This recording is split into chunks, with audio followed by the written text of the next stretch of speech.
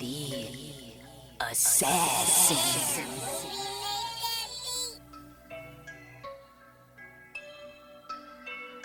You know I break necks, call me Jack Tate. I have no regrets while your life is fading. I'm a crazy fuck equivalent to Satan. When I'm behind the mic, I feel like the greatest. You know I break necks, call me Jack Tate. I have no regrets while your life is fading. I'm a crazy fuck equivalent to Satan. When I'm behind the mic, I feel like the greatest. What up, y'all? You're listening to Sports Talk with Tropp, and I'm your host, Katie Tropp. Well, maybe Philadelphia Eagles suck. Maybe they're finally starting to fall. I don't know. They did not look good at all in last night's game. Maybe it was a fluke. I'd like to hope it's not. I'm going to be real excited if this is a preview of what's to come for the rest of the season with this team. But let's get right into Thursday Night Football between the New York Giants and the Philadelphia Eagles. I mean, the Giants looked like a good team, even though they're not. There's nothing, in my opinion, that has changed about the Giants. They're still terrible. They still suck. But hey, they took it to Philly last night. And I mean, that's what happens in these division battles. You never know what you're going to get. It does not matter if one team is the defending Super Bowl champs and the other are the garbage pit of the league. The Giants were, from the jump, they were dominating this game. And at first I was like, is this fake? Or are the Eagles going to make their typical comeback? And it looked like they were going to make it a game in the first half. But then the second half happened, and the Giants really just took off and really never looked back. But also, got to say, this Eagles offense looked awful. Jalen Hurts was overthrowing passes. I mean, there was one wide open pass. I can't remember who his receiver was, but his receiver was darting out. And had his receiver been able to catch this ball, he would have had a wide open-ass touchdown. Unfortunately, Jalen Hurts overthrew him by a lot, and he was doing that a lot last night. He was not on point with really any of his passes last night. It was a pretty pathetic game from the Eagles' offense overall. But the Giants got the win, 34-17. Cam Scadaboo. Love that fucking last name. I've loved hearing that dude's last name since he ran over my Texas Longhorns last year in that bowl game. But he had 98 yards and 3 motherfucking touchdowns. So big game from that rookie. Then the other rookie, Jackson Dart at quarterback, 17 for 25, 195 yards and a touchdown. Also, the dude can move in the pocket. It's pretty crazy. He's a little slippery guy. Like, they seem to try and grab him, and he just gets right out of the grasp. So, Giants fans got at least something to look forward to. These two guys actually they're pretty explosive. I don't like I said, I don't think the Giants are a good team this year, but those two guys give them some hope because they are they're explosive, and I like what I see from both of them. But it was pretty funny to watch this terrible ass Giants team just roll right over this Philadelphia Eagles team. Like I said, hopefully this is a preview of something to come for the rest of the season because I would love to see the Philadelphia Eagles suck ass this year. All right, so let's get right back into the rest of Week 6 and what we have going on this week. Also, my head-to-head matchup with the homie Simon Ruvalcaba. Last week, I went 6-8, bringing my season total to 48-29, and he went 8-6, bringing his season total to 48-29. So we are tied up this season. You know what? This is the closest Simon and I have ever been. I usually kick the shit out of Simon, and it's usually not even close. There's been a couple of years, I think it was last year especially, where I just obliterated this dude and he just had no shot. But so it's great that this year we are tied up heading into Week 6, and let's see what's going on here. Well, we both started off the week 0-1 because we both had the Eagles last night, so there's that. Unfortunately, Simon has not got me his picks for the rest of the weekend, so I will just be going off my picks this week. So let's go ahead and get started with what we have going on Sunday, beginning in jolly old London again. This week we have the Denver Broncos versus the New York Jets in London. Unfortunately, London, you're getting another one-sided battle between the Broncos, who are actually playing really solid football right now, especially on the defensive side of the ball, against the Jets, who are just not a good team at all.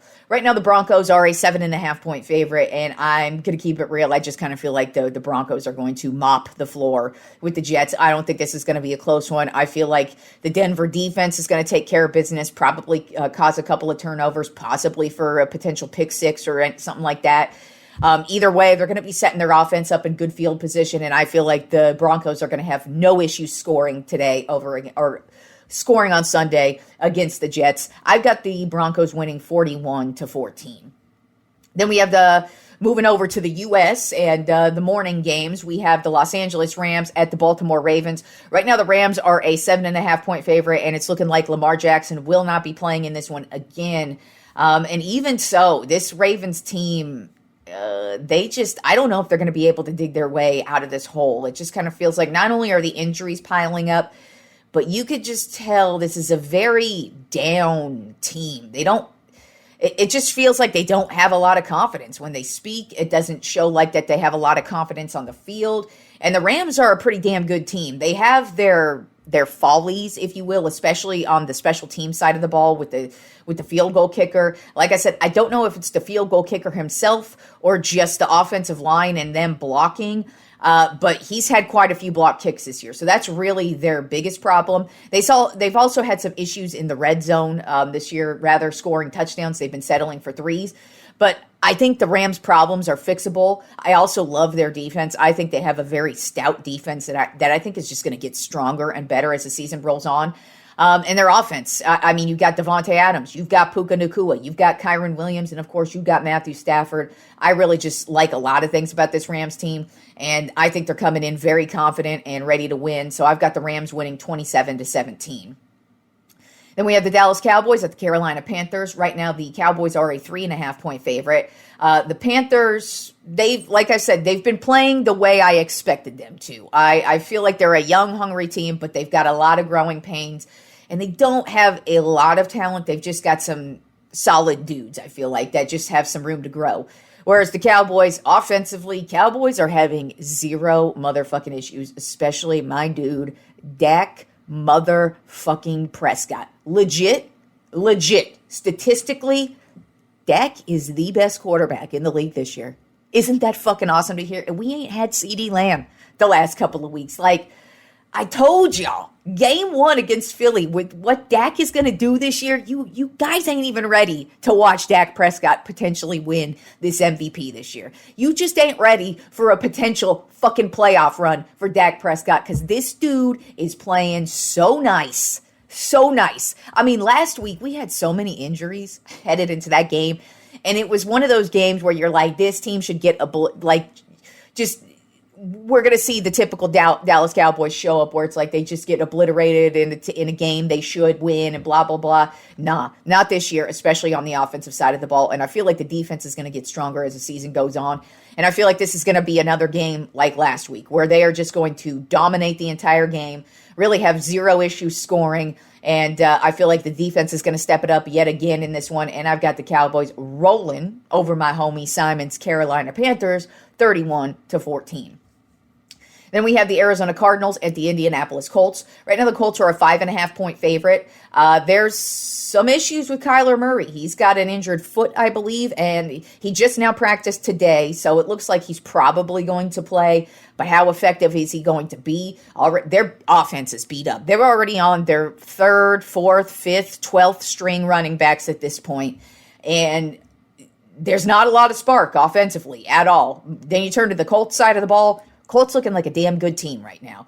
Offensively, zero issues. And like I keep saying, Jonathan Taylor, he keeps on rolling over people the way he's doing. I feel like he's going to do that this week over the Arizona Cardinals. I feel like this Colts defense starting to get better each and every week, starting to get more of an identity each and every week. And I feel like this is going to be a pretty easy one for the Colts to win. I've got the Colts winning 27-14.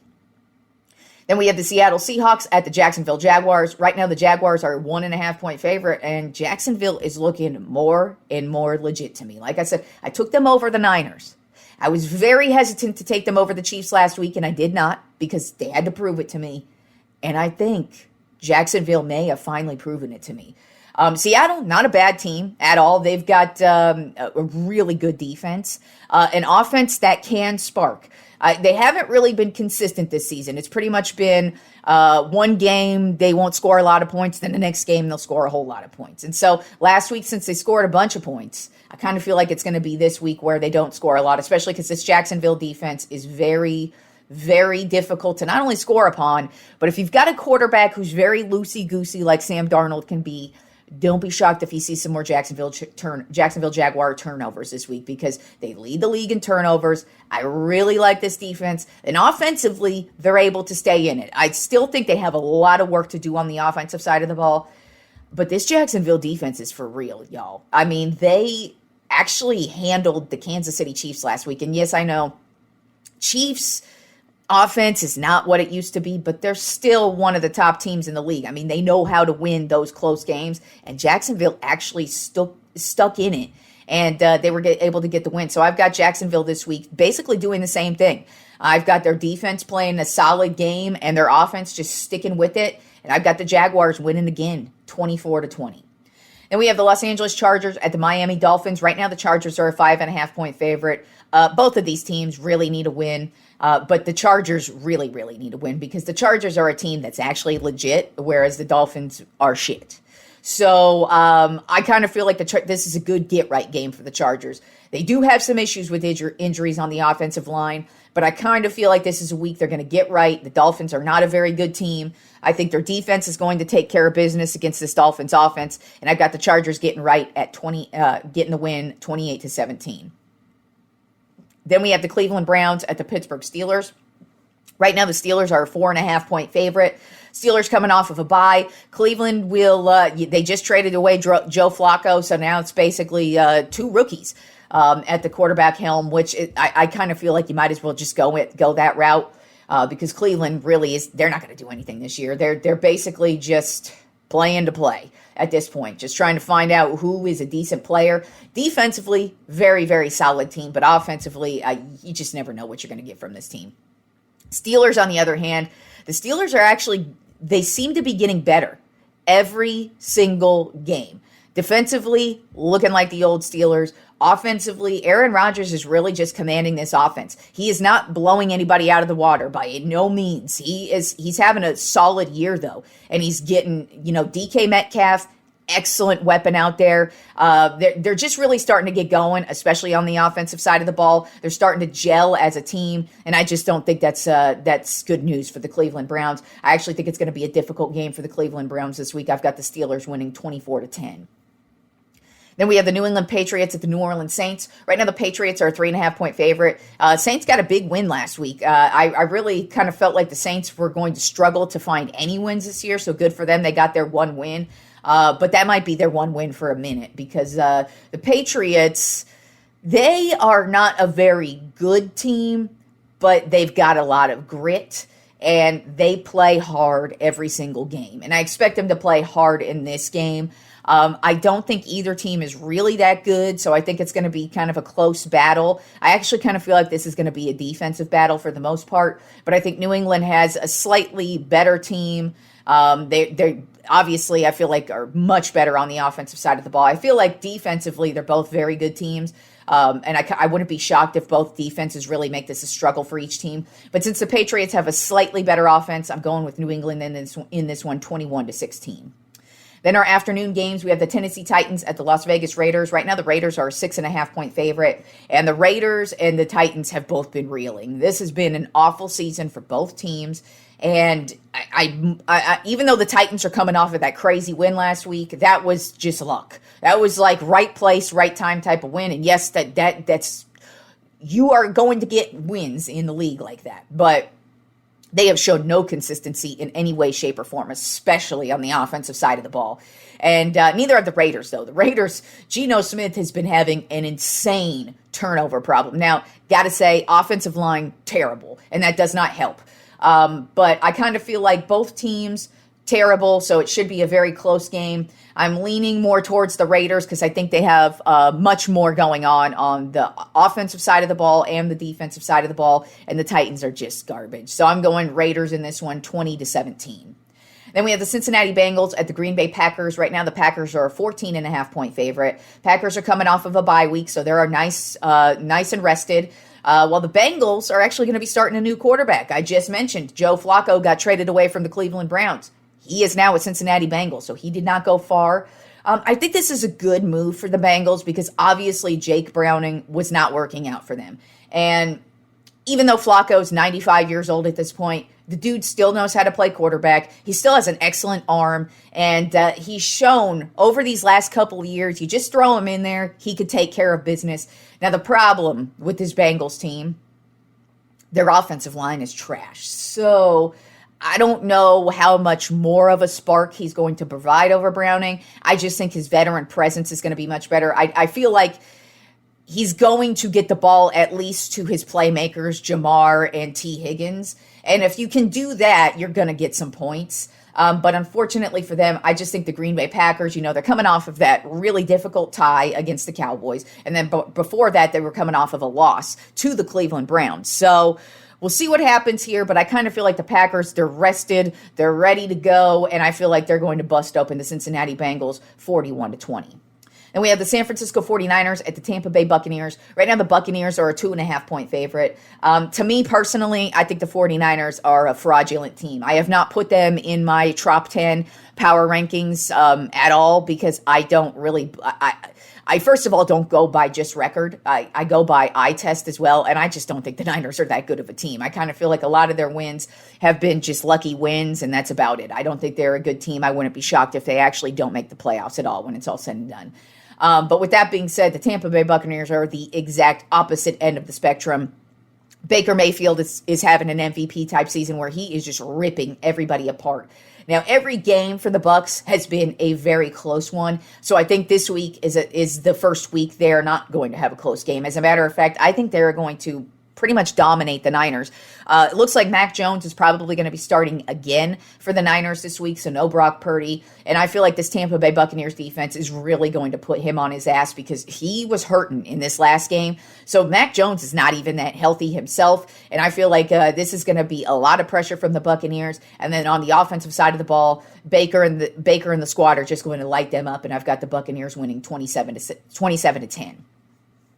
Then our Sunday night football matchup is the Detroit Lions at the Kansas City Chiefs. Right now, the Chiefs are at 1.5-point favorite, which is kind of shocking to me because I think the Detroit Lions are head and shoulders above the Kansas City Chiefs. The Chiefs, in my opinion, don't even compare to the Detroit Lions at this current point in time. I think the Lions' offense is probably going to have a field day. Yes, the Chiefs' defense is good. That's really what's kept them in every single game this season. But Detroit has just been rolling over everybody. They don't give a fuck. They don't care where they play. They don't care who they play. And I just feel like Detroit's going to walk in and take care of business. The Chiefs have not been good on the offensive side of the ball at all. And they've pretty much just kind of lucked out in a lot of these games. And I just don't think that this is not the team you're going to luck out against. As a matter of fact, like I said, I feel like this is going to be all Detroit all day. I've got the Detroit Lions winning this one 27-13. All right, moving on to playoff baseball. We have a couple teams who've already moved on to the championship series, but we also have a couple of Game 5s on deck this weekend. So let's get started with the series between the Chicago Cubs and the Milwaukee Brewers. Game 3. The Cubs were able to just hold on, get the win 4-3 over the Brewers. And then in Game 4, they absolutely dominated last night, 6-0. Tucker had a home run, Happ had a home run, Bush had a home run, and now we have us a Game 5 coming up in Milwaukee on Saturday night. I don't know how I feel about this because we'll get to who they're going to be facing. I don't really think it matters who wins this fucking series because I'm really goddamn pissed off about who is headed to the NLCS. I guess we might as well talk about who's headed to the NLCS. In Game 3, the Philadelphia Phillies gave us some hope by kicking the crap out of the Dodgers 8-2. Kyle Schwarber had 2 home runs and 3 RBI, but then Game 4 was, oh God, it was actually a really good game. I mean, it was a battle between these two teams. Both teams wanted this win so bad. It was 0-0 for the longest time, and then it becomes 1-1 for the longest time, and here we are in the 11th inning, tied at 1. And the Dodgers have the bases loaded. And just the Phillies, Pages hits the ball, and it goes right to the pitcher. And homeboy is headed towards the plate, and the pitcher just throws such a terrible ball.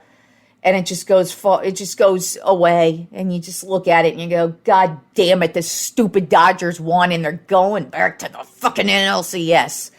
Oh, it is so annoying to see the Dodgers back at the NLCS. I'm so mad because now it can't be stopped, in my fucking opinion. I am so mad because the Dodgers looked so shitty in the regular season. It looked like, hooray, they're going to get beaten. Don't get me wrong. The Cubs and the Brewers could potentially play well against this Dodgers team, but this Dodgers team has not blinked. As a matter of fact, it's kind of funny because the only person having a terrible playoff right now is Shohei Ohtani. Dude went 1 for 19 in this series. Didn't do a goddamn thing, but yet it didn't matter. The stupid Dodgers are moving on to the NLCS, and they're probably going to move on to the World Series, and yippee, win another one. I know we still have a long way to go, but as a Dodger hater, I am so mad today. I can't believe the Phillies ended it like that, and it's so, it was so heartbreaking. So we'll see. Chicago or the Brewers are going to be headed to off to play the Dodgers at some point in the NLCS. We'll see. My hopes are not high on either team, but we'll see. And then Game 4 in the ALDS between the Toronto Blue Jays and the Yankees. Blue Jays took care of business. They got the win over the Yankees 5-2. So they have moved on to the ALCS, and they will be awaiting the winner of Game 5 tonight in Seattle. Detroit Tigers at the Seattle Mariners. This is going to be a good one, y'all, because Detroit is pitching Tarek Skubal. Now, he has not been consistent in the playoffs. He actually had a very good start. I think it was in the wild card round. Yeah, it wasn't his last start. It was the previous start. So he had a good start in the wild card round. And, he's been having another Cy Young type season. So he actually probably should win the Cy Young. I imagine he's going to. But he's got to pitch the game of his life tonight because the Mariners are hot as hell. They are playing excellent baseball, and I feel like this is going to be one of those that's probably similar to last night's Dodgers-Phillies game, where it's going to be a battle. They're probably going to be tied a couple of times, and it could go into extra innings. I'm rooting, I think, for the Tigers. I'm kind of leaning Tigers because of Skubal, and I just feel like he's going to step it up tonight. But this Mariners team is really sneaky. But at the end of the day, I don't think either one of those stupid teams is going to be beating the fucking Dodgers. And I don't think the Blue Jays are beating the Dodgers either. I think it's just going to be the stupid Dodgers winning again. Ugh, so mad. But we still got a lot of baseball to go. But hopes are not high on the Dodgers losing at this point in time. All right, so moving on. Because we got us basketball season on the horizon, guys. As a matter of fact, the NBA regular season kicks off in 2 weeks. So that means it is NBA season predictions time. So today I'm going to be making my season predictions on the Pacific Division and the Atlantic Division. And just how I think these teams are going to break down. So let's get right into it. Of course, I'm starting with the Pacific Division because I am a Lakers fan, y'all, and I'm looking forward to this season. So who do I think is going to finish on top in the Pacific Division? Who do you think I think is going to finish on top? And that's my motherfucking Lakers, bitches. Yes, I know. LeBron is unfortunately starting the season off on the injured list. The first time in his entire long-ass 20-year career, he ain't starting the season. He ain't going to be starting the season opener at all. He's actually going to be missing, it looks like, potentially a month.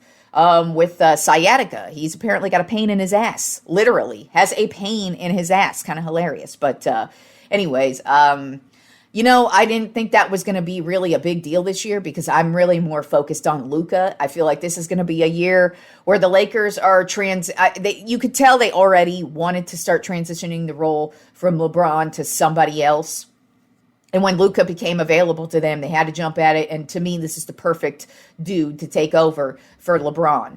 And so I wasn't expecting LeBron to be the dude this year. Now, I expect LeBron to play well. But he's got to start the season off on the injured list. So we'll see how that goes. But I kind of felt like LeBron was just going to be more of a role player this year, not really the sole guy. Obviously, he's going to play a huge role. He's not going to be like a bitch ass bench dude, but nah, I feel like this year it's all about Luka.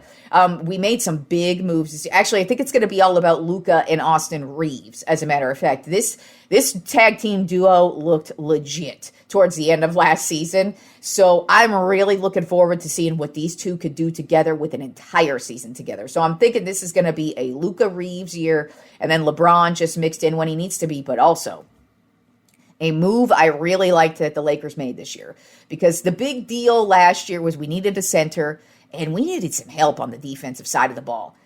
And we got us some help on the defensive side of the ball in Marcus Smart. Now, Marcus Smart isn't the Marcus Smart of old, but I feel like this dude is going to come in and make some nice plays for us, especially in a playoff run, or especially in like those really close matchups where you just need that role player to step it up and make a big play. I think Marcus Smart is going to be that dude. I also like the pickup of Ayton. I don't think DeAndre Ayton is going to be this earth-shattering type dude, but I think he's going to make some plays.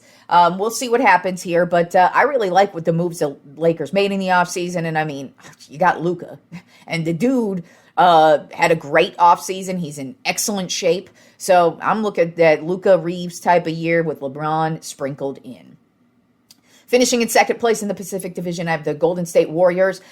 Just because, they also made a big move last year at the trade deadline for Jimmy Butler. And I think Jimmy Butler and Steph are going to make a great duo. There's some turmoil in this team, but it still doesn't matter to me. There's still, I feel like Jimmy Butler is what they really needed to give them a spark in this team. And I feel like Steph's going to be the outside guy, knocking down all the threes, and Butler's going to be the paint guy, making all the layups and grabbing all the rebounds and making some big plays. So I actually think the Golden State Warriors are going to be a pretty good team this year. Then finishing in third place in the Pacific Division, I have the Los Angeles Clippers. I feel like this is going to be the injury squad. You got Kawhi Leonard, always injured. James Harden, always injured. Bradley Beal, always injured. CP3, always injured. So don't be shocked if we see all four of those dudes just rotating on the injured list. It's a lot of talent there, and don't be shocked if you see them get some pretty solid wins, maybe go on a couple of win streaks, but I'm not expecting a whole lot from the Los Angeles Clippers this year. Then finishing in fourth place in the Pacific Division, I have the Phoenix Suns. This is pretty much just going to be Devin Booker and Devin Booker and Devin Booker and Devin Booker and Devin Booker. There is your starting five for the Phoenix Suns, because they no longer have Kevin Durant.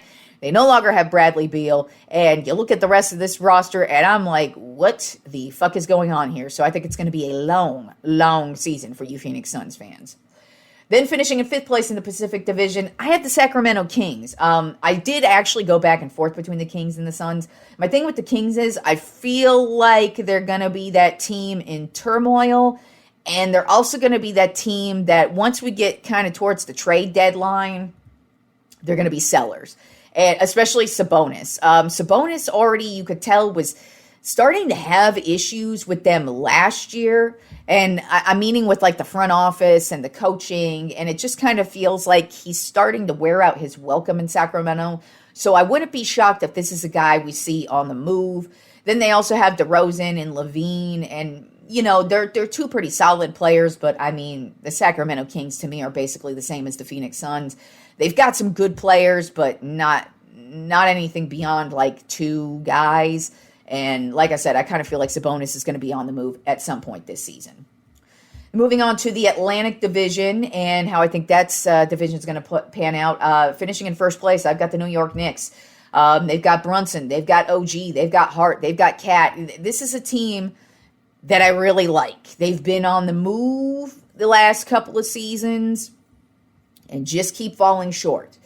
So they got rid of Tibbs at the end of last season, and ended up going after Mike Brown in the offseason.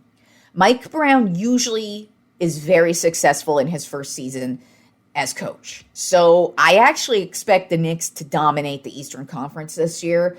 I expected them to do that anyways because I really like their roster, and I expect them to build off of these last couple of seasons and become a legit squad this year. And I feel like Mike Brown, he's going to do that this year. Like I said, first year, Mike Brown is not a real good. He's not a bad coach, but he's not a great coach. He's kind of a mid coach. And like I said, first year, usually successful. It's usually the years after that. So we'll see what happens. He does inherit a really solid roster. And like I said, he's usually successful in his first year. So I feel like this is going to be a really good year for the Knicks. I expect them to dominate the Eastern Conference and dominate this division. Finishing in second place, I have the Boston Celtics because of the Jason Tatum injury. I mean, he's not going to be back till at least February, March, maybe later. I mean, it's an Achilles injury. So, I mean, he could potentially miss the entire season. And depending on how their season shapes up, why would you want to just force him out there if they actually end up being a shitty team, which I don't expect them to, obviously, since I have them finishing in second place in this division. But, I mean, let's just say they're not having a good year, why would you force him out there? I kind of feel like you just play it by ear. But at the same time, he's a competitive dude and probably wants to be out there. But that Tatum injury is going to be lingering over them all season long. And until he's back, I don't think this is going to be a complete team. They're basically going to have to ride the back of Jaylen Brown, which hasn't been that consistent since he signed that big contract. And he started off real slow last year. So we'll see what happens with the Celtics team. For me personally, I feel like the Celtics are going to be more of a second half team where they're going to have to find themselves without Jason Tatum, and then potentially they can inject him into the roster at some point in the second half of the season and maybe make a nice little playoff run there. Finishing in third place in the Atlantic Division, I have the Philadelphia 76ers. This team is just always, are they going to be good or bad? It just depends on what happens with Joel Embiid. How healthy is he? He's not healthy once again this year. He's had it. I mean, honestly, it kind of feels like when has he been healthy lately? And so who knows what's going to happen with him? And then, of course, Paul George, it's the same exact thing. So until this team actually shows some consistency, I'm going to have no faith in them. Finishing in fourth place in the Atlantic Division, I have the Toronto Raptors. Terrible roster, no one to discuss. I kind of feel like this is going to be one of the worst teams in the league for sure. But one of the worst teams in the league, I've got finishing in fifth place in the Atlantic Division, is the Brooklyn Nets. Don't be shocked if the Brooklyn Nets are challenging the Detroit Pistons for the most historically worst team of all time. I mean, you remember a couple seasons ago, the Pistons had the worst season of all time and really couldn't get any wins at all. I would not be shocked if this Brooklyn Nets team rivals that team for worst team ever, because I was looking over their roster. I'm like, what is going on with this team? Does this Brooklyn Nets team ever want to win? It feels like this Nets team has been stuck in purgatory since they moved to Brooklyn. They may want to move back to New Jersey at this point because that was the last time the Nets were even good. Yes, I know they've made the playoffs, I think, a couple of times since their move to Brooklyn, but Brooklyn sounds like it's just been purgatory for this team. They are awful. They don't ever get better. And I just, like I said, this is going to be a long, bad year, in my opinion, for the Brooklyn Nets. All right, y'all, enjoy the weekend of sports, and I will talk to you fools on Monday.